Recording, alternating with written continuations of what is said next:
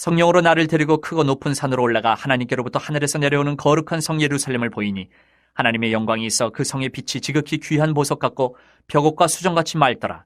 크고 높은 성곽이 있고 12문이 있는데 문에 12천사가 있고 그 문들 위에 이름을 썼으니 이스라엘 자손 12지파의 이름들이라. 우리가 지금 이제 계시록 쭉 살펴보면서 시즌 4까지 왔어요. 오늘 이제 105번째 말씀 살펴보고 있는데요. 이 시즌 4는 어디서부터 이제 시작을 하냐면 바벨론 멸망부터 시작을 해요. 바벨론 멸망이 이제 그 마지막 주님 재림 직전에 있을 그런 일들이죠. 그래서 주님 재림부터 해서 영원한 천국까지 지금 살펴보고 있는데 그 타임라인을 대충 좀 살펴보면 아마겟돈에 바벨론의 군대들이 집결하죠. 개구리같이 새 더러운 영이 용의 입과 짐승의 입과 거짓 선지자 입에서 나와서 세계 각국을 다 이렇게 선동을 해서 이제 사람들을 군인들을 모읍니다. 그리고 이제 바벨론이 멸망하는 바벨론 멸망 애가를 이제 부르게 되죠. 그리고 이제 그와 동시에 어떤 일이 있냐면은 천국에서 신부가 준비가 되었다. 자, 신부가 준비가 되는 게 굉장히 중요합니다. 지금 이 시점이 보니까. 그리고 어린 양의 혼인 기약이 이르렀다. 이 혼인 기약은 신랑이 신부를 데리러 오는 그 시점을 말하는 거죠. 그래서 이 친정에 신부를 데리고 와서 밤중에 오죠. 예고 없이 옵니다. 그래서 데리고 아버지의 집에 가서 혼인 잔치를 하지 않습니까? 이게 이제 혼인 기약인데 그 날이 이르렀다. 그리고 이제 백마탄자가 등장하죠. 6장에서 등장하는 백마탄자와 여기서 등장하는 백마탄자는 달라요. 여기서 백마탄자는 그 이름이 하나님의 말씀이에요. 충신과 진실이고. 그래서 예수 그리스도인 것을 알 수가 있습니다. 그래서 아마겟돈에 집결해 있는 이 바벨론의 군대들을 백마탄자가 단숨에 진압하게 되죠. 그래서 짐승과 거짓 선지자는 불못에 던져놓고 그 주모자 사탄은 불못에 아직은 들어가지 않고 무저갱에다가 1000년 동안 감금을 하죠. 사탄이 무저갱에 있는 동안에 이 땅에 천년왕국이 이루어지죠. 그리고 반드시 사탄이 잠깐 놓이게 되는데요. 사탄을 잠깐 풀어놓았더니 그 사이에 온 세상 사람들을 다 미혹해가지고 곡과 마곡 전쟁을 일으켜요. 아마겟돈 전쟁이 있고 곡과 마곡 전쟁이 있는데 곡과 마곡 전쟁은 예루살렘 성, 사랑하시는 성을 포위한다 이렇게 돼 있어요. 둘러싸더라. 그러니까 거의 절체절명의 순간에 불로 그들을 멸하시고 그 주모자, 미혹하는 자 사탄도 이제 불못에 던져놓습니다. 그리고 크고 힘보자 심판을 하게 되고요. 그리고 새 예루살렘 성이 하늘에서부터 내려오는 그런 장면으로 지금 진행이 되고 있습니다. 새 예루살렘 또는 거룩한 성 예루살렘이라고 부르는데 이 성이 하늘에서부터 내려오는데 이 성을 신부 곧 어린 양의 아내다 이렇게 지금 소개하고 있습니다. 그러니까 신부가 내려오는데 성이 내려오는 거예요. 이게 도대체 뭔가? 왜 신부는 사람인데 왜 성이 내려오는가? 그 성은 그냥 단순한 성이 아니고요. 물리적인 벽돌을 쌓은 성이 아니고 하나님이 거주하시는 공간이에요. 어린 양의 신부, 구원받은 자들과 하나님이 거주하시는 공간이기 때문에 그 공간을 예루살렘 성으로 표현하신 것이죠. 그 거룩한 성 새 예루살렘은 이미 구약에서부터 계속 말씀해 주셨는데 내 이름을 예루살렘에 두시겠다. 예루살렘은 택하여 하나님의 이름을 두신 성이다. 이렇게 말씀하고 있죠. 또 계시록에서는 거룩한 성 새 예루살렘이 하나님께로부터 하늘에서 내려온다. 이런 말씀하고요. 그래서 왜 그 예루살렘이냐? 신부가 왜 예루살렘이냐 하면 하나님의 장막이 사람들과 함께 있기 때문에 그렇게 이제 말씀하는 거예요. 그럼 이 거룩한 성이 어디서부터 내려오는가? 이 땅에 존재하는 성은 아닙니다. 이 땅에 존재하는 예루살렘이 있고요. 하늘에 존재하는 예루살렘이 있어요. 그래서 정확한 명칭은 예루샬라임이라고 그런다고 그랬죠. 땅에 있는 예루살렘 그리고 하늘에 있는 예루살렘 이렇게 쌍으로 있기 때문에 예루샬라임이라고 그런다고 그랬습니다. 그래서 이 땅에 있는 지금 유대인들 사는 그 예루살렘을 말하는 것이 아니고 하늘에 있는 하나님이 거주하시는 공간, 하나님의 신부와 함께 거주하시는 그 아름다운 신부가 남편을 위하여 단장한 것 같은 그 하나님의 처소가 내려오는데 하나님께로부터 내려온다 그래서 하나님께로부터 프람. 그리고 어디서부터 내려오냐? 이 땅에 있는 게 아니고요. 하늘에서부터 내려온다. 그렇게 말씀하고 있어요. 그러니까 이 땅에 있는 예루살렘은 아닙니다. 그래서 이제 그럼 예루살렘이 그러면 지금 존재하는 그 예루살렘에 가면 거기 하나님이 거주하시는 거 아니에요. 그거는 그냥 땅에 존재하는. 근데 여기 보면 하늘에서 내려오는 예루살렘이다 그랬습니다. 근데 이 예루살렘은 하나님이 거기 함께 계신다고 그랬잖아요. 하나님이 함께 계시는 것을 한 단어로 히브리어로 뭐라 그러냐면 쉐키나, 영어로는 쉐카이나 뭐 이렇게 발음합니다만은 히브리식 발음은 쉐키나죠.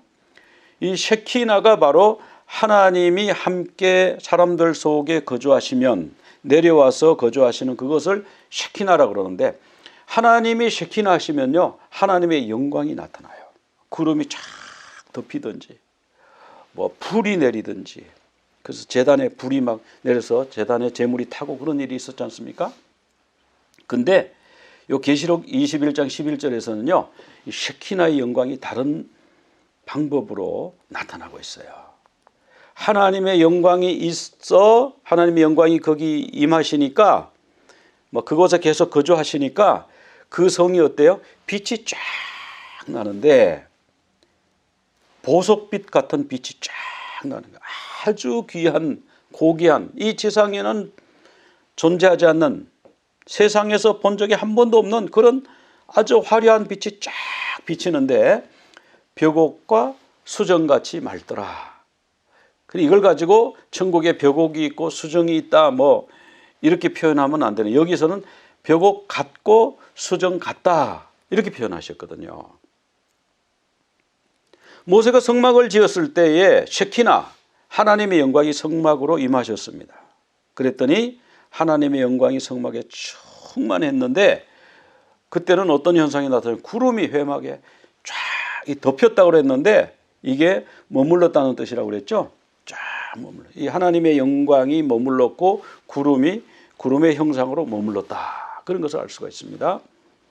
그래서 여기 보면 이제 출애굽기 40장 35절에 성막을 지었을 때도 여호와의 영광이 쉐키나 했어요. 내려와서 거주하셨어요. 근데 계시록 21장 11절 오늘 본문에도 보니까 하나님의 영광이 임했는데 저걸 원어로 제가 그대로 한번 직역을 해봤습니다. 그러니까 하나님의 영광을 가지고 있는 즉 하나님의 영광이 지나간 게 아니고요. 잠시 머무른 게 아니고 그 예루살렘 성은 하나님의 영광을 가지고 있는 거예요. 즉 하나님의 영광이 거기 머물러 있는 거예요. 그러니까 어떤 현상이 나타났느냐. 구약에서는 뭐 구름이 덮이기도 하고 불이 내려서 제단을 태우기도 하고 이랬는데 여기서는 빛이 쫙 비치는데 그녀의 빛 예루살렘 성의 빛은 지극히 귀한 보석 같고 수정처럼 맑았고 벽옥과 같았다. 그러니까 아마 밝은 빛, 맑은 빛이 쫙 비치는 것 같아요. 구약에 보면 하나님의 영광이 임하는 그런 말씀이 몇 군데 나오는데요. 에스겔 43장에도 보면 하나님의 영광이 임하시는데 어디서부터 임해요? 동쪽 문을 통하여 성전으로 들어가시고 하나님의 영광이 성전에 들어가시니까 여호와의 영광이 성전에 가득했다. 이렇게 묘사하고 있죠. 하나님의 영광이 우리 가운데 내려오신 적이 있어요. 요한복음 1장에 보면 태초에 말씀이 계시니라 이 말씀이 하나님과 함께 계셨으니 이 말씀은 곧 하나님이시다. 즉 이 말씀이 하나님이신데 이 말씀이 육신이 되어 사람이 되어 우리 가운데 거하심에 스케노 히브리 말로는 샤칸 명사로 말하면 쉐키나 그러니까 우리가 그분의 영광을 보니까 그 영광이요 아버지의 독생자의 영광이었다. 그렇게 말씀하고 있어요. 계시록 21장 3절에 하나님의 장막이 사람들과 함께 있으며 이게 바로 새 예루살렘, 거룩한 성 새 예루살렘이죠. 그래서 빛이 났고요. 거기에 거주하는 사람들은 하나님의 백성이 되고 하나님은 그들의 하나님이 되신 거예요. 이것이 하나님이 인류를 창조하신 목적입니다. 근데 계시록에 또 앞부분에서도 그런 말씀이 나왔어요. 앉으신 이의 모양이 벽옥 같고 홍보석 같고. 여기 벽옥은요, 그 대제사장 흉패에 있다가 잠깐 보겠지만은 다음 주에 대제사장 흉패의 12보석을 살펴봅니다만은 흉패에 보석이 12개가 박혀 있어요. 근데 마지막 보석이 벽옥이에요. 첫 번째 보석은 누구냐? 유다 지파를 의미하는데 홍보석이에요. 그래서 벽옥과 홍보석 같고 여기서 뭘 말씀해 주시냐면은 하나님은요 끊임없이 사람들을 주님의 신부들을 구원받은 주님의 백성들을 기다리고 계시는 거예요. 무지개가 있고 그 모양은 녹보석 같고 그래서 여기 모양이라는 말이 헬라 말로 나오잖아요. 모양 이렇게 나오는데 구약에 가면은 이 모양이라는 말이 많이 나와요. 케마르에 이렇게 나오는데 인자 사람의 모양을 가지신 분, 그 모양이 남보석 같고 즉 하나님을 우리가 어떻게 묘사하려니까 어떻게 묘사할 수 있어요? 하나님을 그러니까 이 땅에 존재하는 어떤 존재로 그 형상과 너무 흡사하다 그렇게 이제 표현을 하게 되는데 그것이 바로 남보석 같은 모양, 사람 모양, 그래서 이제 인자 같은 분 이런 분으로 표시하는 거죠. 그게 다 우리 주님이 우리와 함께 하신 것이죠. 사람의 모습으로 왜 오실까요? 셰키나 주님의 영광이 우리 가운데 임하시니까. 그런데 이 거룩한 성 새 예루살렘에는요 문이 12개가 있다. 크고 높은 성곽. 이제 다음 주쯤이나 거기 보면 이제 성곽을 잽니다. 그래서 성곽의 높이가 얼마, 뭐 고가 얼마, 뭐 이런 게 나와요. 근데 보면 정육면체죠. 왜 정육면체인지 그때 가서 살펴보고요. 정육면체일 수밖에 없는 그 성경적인 근거가 있습니다. 오늘 이제 그냥 크고 높은 성곽은 그냥 넘어가고요. 거기 보면 12문이 있다고 그랬어요. 근데 12문이 나중에 가보면 그 진주로 된 문이다 그랬는데 거기 12천사가 지킵니다. 그런데 여기서 12이라고 하는 수도 중요하지만은 진짜 중요한 게 있는데 뭐냐 하면은 그 문 위에요 이름이 붙어 있어요. 우리 한국에도 가면은 뭐 숭례문, 뭐 동대문, 뭐 이런 이름이 있잖아요. 문이 이름이 없으면은 뭐 어느 문으로 나가라, 어느 문을 지켜라 그랬을 때 전달이 안 되잖아요. 그러니까 뭐 동문, 남문, 북문 뭐 이렇게 하든지 뭐 이름을 반드시 붙여야 되는데 여기는 12개의 문이 있으니까 그 문 위에 이름을 썼는데 그 문의 이름이 되는 거죠. 12지파의 이름이에요. 야곱의 12명의 아들이 이름이 거기에 딱 적혀 있는 거예요. 기초석은 12사도의 이름이 기록이 되어 있다. 이제 뒤에 가면 나옵니다만은. 그래서 이 새 예루살렘의 외양은요, 그래도 근접하게 표현한 그림 같아요. 진주문이 있고 그 위에 히브리 말로 뭐 여기 갓, 뭐 이쪽에는 르벤 이렇게 적혔네요. 히브리 말로 이렇게 이름을 르벤문, 이건 유다문 뭐 이렇게 적혀 있다라는 거죠. 그리고 천사들이 문에서 지키는데 창세기 3장 24절에다 보면 이 그룹 천사가 화염금, 불칼을 들고 그 생명나무 과일을 따먹으러 가는 길을 지켰잖아요. 동쪽 끝에서, 동쪽에서 지켰습니다. 여기 보면 12천사가 한 문씩 서서 문 하나에 한 천사씩 서가지고 기다리는 거예요. 지키는 거예요. 그런 내용이고. 성경에 보면은 이름을 기록하는 이런 내용들이 많이 나옵니다. 그런데 이 이름을 기록하는 것, 특별히 보석에다가 하나님이 12지파의 이름을 새기라 그런 적이 있습니다.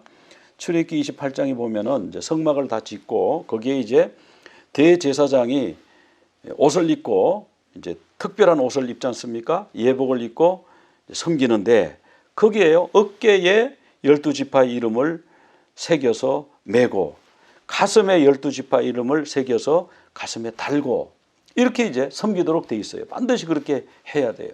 속죄일 외에는. 365일 중에 하루 빼고는 364일 동안에는 이 대제사장은 항상 이 예복을 입고 주님 앞에 서서 섬기는데 그냥 내용을 모르는 사람은 와 보석이 아름답네 저 옷 비싸겠네 이렇게 생각하겠지만요. 내용을 아는 사람은 뭐예요? 아, 저 보석 하나하나가 이스라엘의 아들의 이름이야. 하나님은 저 아들의 이름을 결코 잊지 않으신다. 내 가슴에 새겼고 내 어깨에 메었다. 그런 말씀이죠. 그런 의미로 나를 섬길 때마다 이 12아들의 이름을 내 앞에 기념이 되게 하라. 기념 보석이 되게 하라. 그렇게 말씀하셨어요. 근데 이제 어깨에는 나이 순서대로 하라고 그랬어요.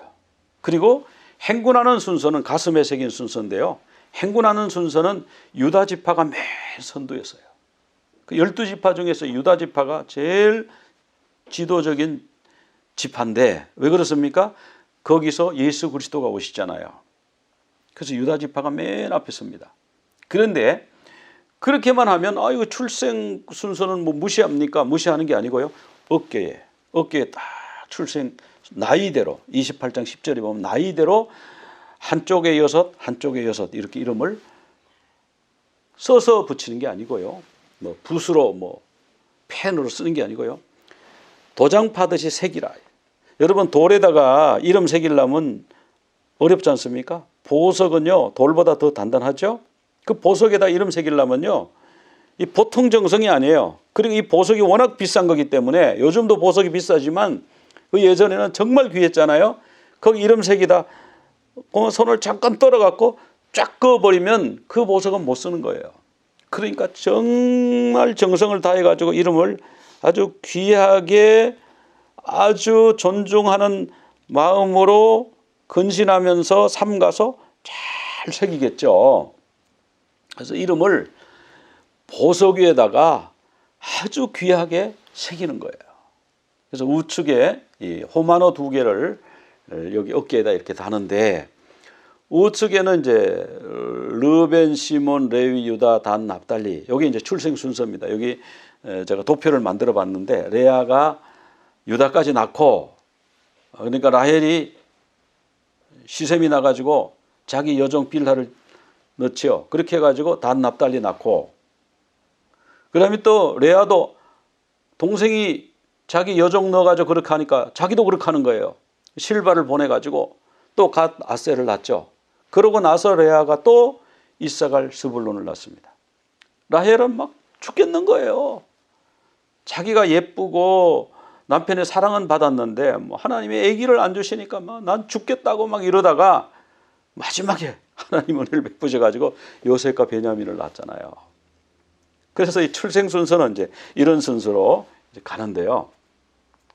어떤 사람은 뭐 이렇게 생겼을 것이다 그러는데 자 거기 보면 12아들의 이름을 두 어깨에 메워서 기념이 되게 할지며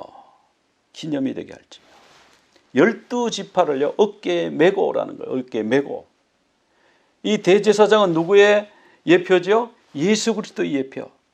즉 예수 그리스도는 12지파 모든 이스라엘 모든 구원받은 백성들의 이름을 두 어깨에 메고 치고 가시는 거예요. 그래서 이 메었다고 하는 거를 이게 뭔 뜻이지? 뭐 맨다고 하는 것이 그냥 우리가 생각할 때 매는 게 책임을 진다 뭐 이런 것은 우리가 알겠는데 이 성경의 근거를 찾아야 되잖아요. 근데 이사야 9장 6절에서 그 근거를 찾았습니다. 이는 한 아기가 우리에게 낳고 이 한 아기가 누구죠? 예수 그리스도. 지금 28장 12절 출애굽기 28장 12절에서 두 어깨 바지에 12지파 이름을 써가지고 하나님 앞에 들어가는 사람이 누구죠? 대제사장. 예수 그리스도는 누구죠? 우리의 대제사장. 성경적으로 딱 싱크가 되는 겁니다. 그런데 거기 보면은 그 아들 예수 그리스도 어깨에는 정사를 메었고, 이거 굉장히 어려운 말이거든요. 정사가 뭐지? 이 정사가 뭐냐 보니까 통치예요. 가버먼트, 통치. 그러면 통치하는 거, 이 정부, 이거를 맸다는 게 뭔 뜻이야? 이게 도대체 이해가 안 되잖아요. 뭐 호를 들었다 이러면 주님이 뭐 권능으로 임하셨다 이러겠는데, 이건 뭐 어깨에다 왜 정사를 메요? 그런데 그 원형을 찾아보니까 동사의 원형이요, 사라더라고요. 사라가 뭔 뜻인가 봤더니 보호한다 이런 뜻이 있어요. 보호한다, 책임진다. 그 어깨에 정사를 맸다는 거는요, 책임을 진다는 거예요. 누구를? 12지파를, 예수 믿는 사람을, 주님의 신부를 주님이 어깨에 맨 거예요. 그래서 어깨에 맸다고 하는 건 보호한다는 뜻이구나, 책임진다는 뜻이구나, 중보한다는 뜻이구나. 왜? 그 분향단 앞에 가서 백성들을 위해서 기도하잖아요. 중보기도를 하는 거예요. 그들을 다 그 앞에 데리고 가서 중보기도하는 상징이지 않습니까? 또 어깨에 메고 가는 것은 사명, 뭐 이런 뜻도 있죠. 그런데 왜 보석에 도장처럼 새게 되느냐? 보석도 귀한데 그 보석 위에 이름을 쓰려고 그러면 진짜 귀하다 그랬죠. 그 도장을 새긴다고 하는 것은 정말 지워지지 않는 거예요. 이 보석을 없애지지 않는 한 지워지지 않는 거예요. 그 보석같이 귀한 이름. 너는 내게 보석처럼 귀하다. 보석보다 더 귀하다. 그런 의미가 있죠. 아가서 8장 6절에 보면 너는 나를 도장같이 마음에 품고 도장같이 팔에 두라. 그냥 붓으로 쓴 것은 물 부으면 쓱 닦으면 닦아질 수 있지만, 도장처럼 판 것은 물을 부어도 닦아도 지워지지 않지 않습니까? 우리가 진짜 사랑하면 가슴에다가 새기잖아요. 여러분, 자녀의 이름을, 자녀를 가슴에 새겼지 않습니까? 그래서 뭐 자녀를 위해서 그냥 이제 뭐 다 이제 독립해가지고 다 따로따로 살고 있는데 걱정할 필요가 없거든요. 오히려 나를 위해서 걱정해야 되는데 나에 대한 걱정보다는 이 자녀에 대한 걱정을 막 하시잖아요. 항상 염려하고 기도하고 뭐예요? 내 마음에 도장처럼 새겼어요. 팠어요. 진짜 사랑하면 마음에다가 새기잖아요. 도장을 파듯이 새기잖아요. 그러니까 네가 나를 얼마나 사랑하는지 너는 나를 도장같이 내 마음에다가 새겨라. 이런 이제 말씀이죠. 그러면서 많은 물도 이 사랑을 끄지 못하겠고 물 부어도 안 지워지는 거예요. 아무리 많은 홍수라도 이 사랑을 삼키지 못하나니. 그러니까 진짜 깊은 사랑을 의미하는 거예요. 그래서 도장같이 새긴다는 것은 진짜 깊은 사랑인데요. 이게 정말 그런가? 이사야 49장 15절 16절 보면 여인이 어찌 그 젖먹는 자식을 잊겠으며 자기 태에서 난 아들을 긍휼히 여기지 않겠느냐? 그들은 혹시 잊을지라도 나는 너를 잊지 아니할 것이라.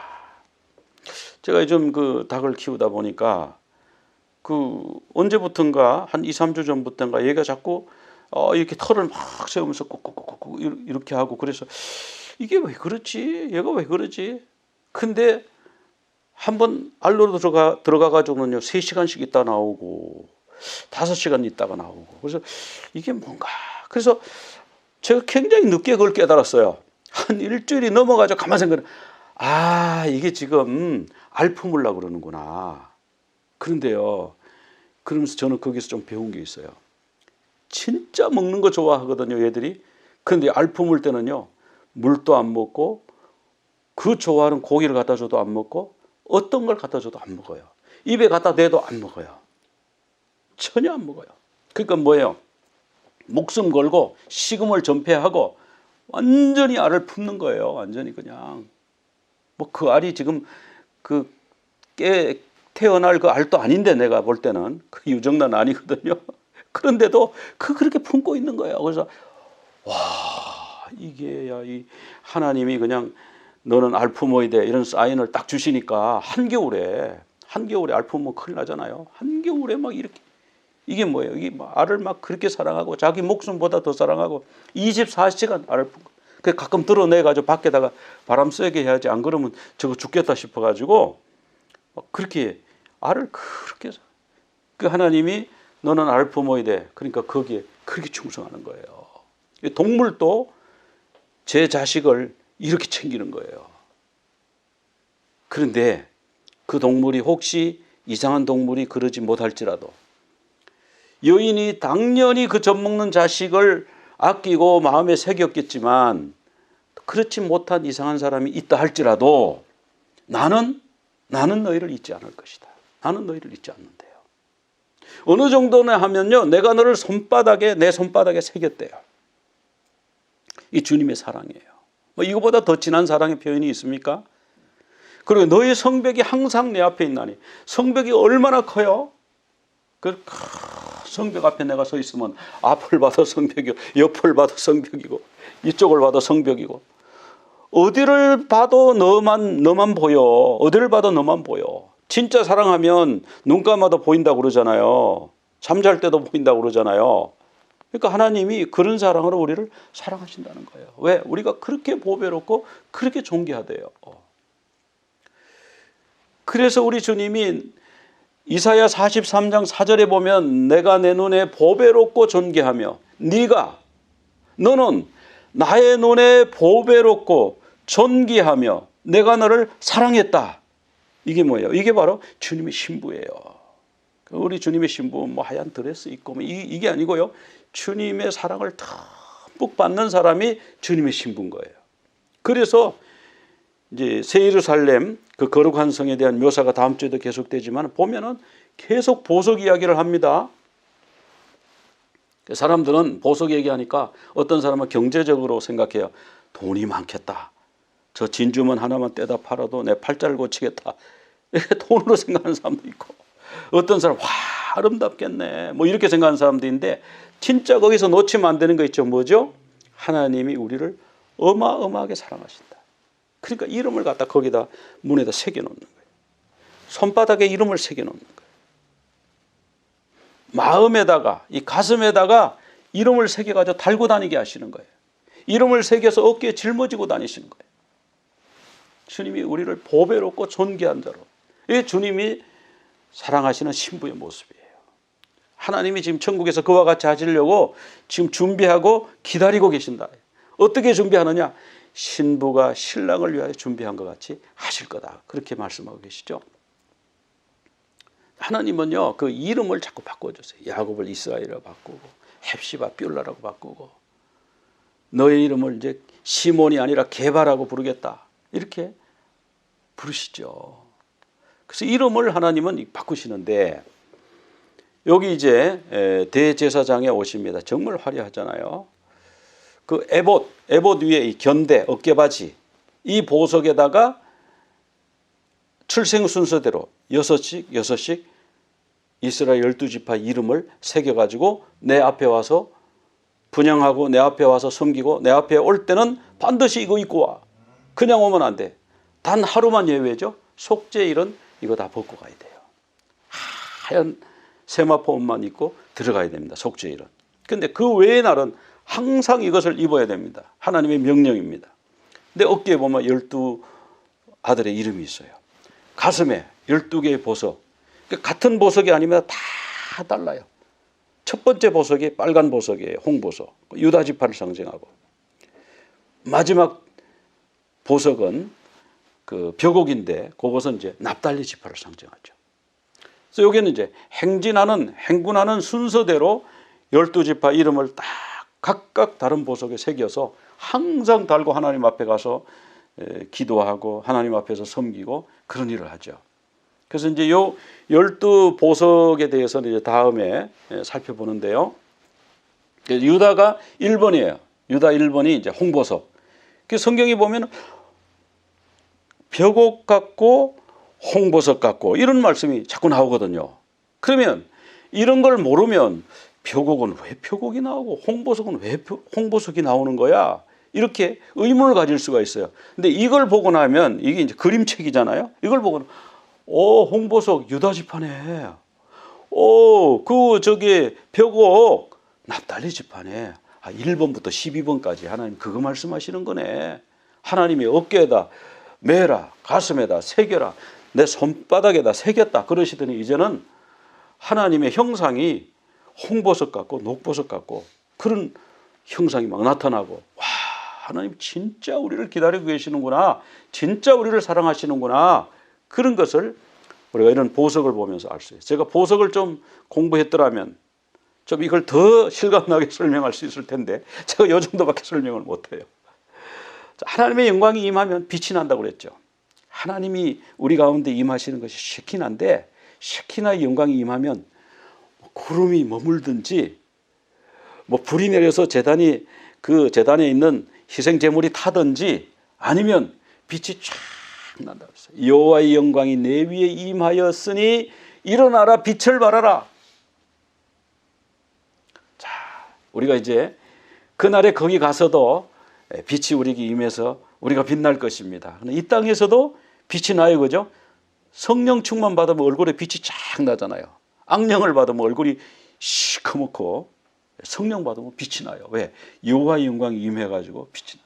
모세도 산에서 내려올 때요, 얼굴에 얼마나 빛이 났는지 수건으로 막 덮었다고 그랬어요. 사람들이 눈부셔가지고 수건으로 막 덮었다, 그런 말이 나오죠. 하나님의 영광이 임하면요, 빛이 나요. 하나님의 영광이 임하셔서, 쉐키나의 영광이 임하셔서 이 땅에서도 빛을 발하는 여러분 되시기를 간절히 축원합니다. 기도드리겠습니다. 하나님 아버지, 오늘 하나님의 신부, 어린 양의 신부, 거룩한 성 새 예루살렘이 하나님께로부터 하늘에서 내려오는데 그 모습이 얼마나 찬란하고 아름다운지 말로 어떻게 형언할 수가 없어서 벽옥 같고 수정같이 밝은 빛이 그 성에서부터 나왔는데, 그것은 바로 우리 하나님의 영광이, 쉐키나의 영광이 그곳에 계시기 때문에, 머물러 계시기 때문에 그와 같다고 오늘 말씀을 통해서 저희들에게 가르쳐 주셨습니다. 주님, 이 땅에서도 주님의 영광이 임하면 빛이 나는 것을 주님 저희들이 봅니다, 듣습니다. 주님 저희들에게 영광의 빛으로 임하여 주시고 그 천국에서 영원히 빛나는 영광의 빛 가운데 살 것을 기대하며 고대하며 기다리는 우리 모두 되게 하여 주시옵소서. 감사하며 예수 그리스도 이름으로 기도드리옵나이다. 아멘. יברכך אדוני וישמרך, יאה אדוני פניו אליך והוניקה, יישא אדוני פניו אליך ויעשה לך שלום, ויעשה לך שלום.